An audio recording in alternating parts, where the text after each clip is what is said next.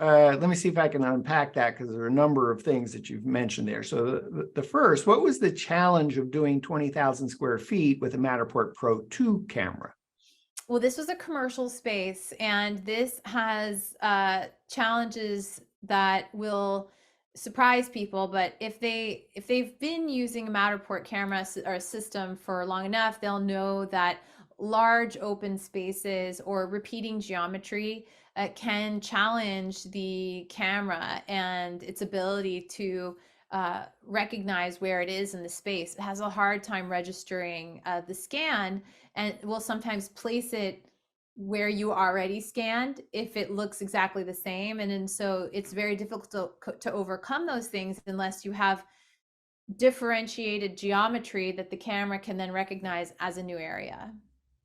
So first problem related to the commercial space was the camera, the Matterport Pro2 camera or the Matterport Cloud, being confused about how to actually build the spatial data because of the repetitive space. Yes, that's correct. And it was open, and therefore we only had two planes of information. You have the floor, which is one plane, and then you have the ceiling, which is another plane. And I had hoped with the open and exposed ceiling in the shell conditioned space that we would have been able to have overcome it. And that was my hope. Overcome it with the Pro2. Overcome it with the Pro2, which in pretty much 95% of cases in the past we had been able to do, but this space just wanted to be stubborn and difficult. And so you know, the tech, the photographer that was out in space, you know, just had expressed some frustration around it. And I said that, well, I know that we have access to a Pro3 if we make a call, so let's see if we can get a Pro3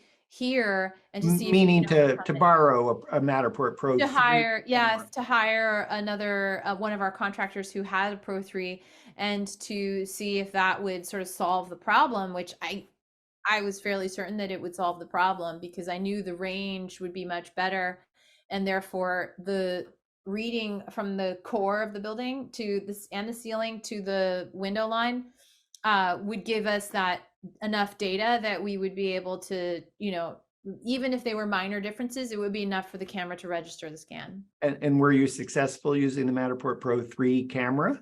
Yes, absolutely. And not only that, but that space was finished in, I believe, an hour and a half after we started. So we have half a scan, and I did a video on this, but we have a half a scan that was shot with, you know, this incredible density around the core of the building, with scans placed just a few feet apart from each other. And so you have this massive density, and then we were then introducing into a halfway finished space, you know, maybe we'd done about 10,000 square feet or something. And then we introduced the Pro3 camera, and then we were able to, with fewer scans, with fewer time, and with fewer errors, we were able to complete the scan in roughly an hour and a half. 20,000 square feet? No, the remaining portion. So like maybe 10,000? about 10,000 square feet, we wrapped up in about an hour and a half. Hour and a half.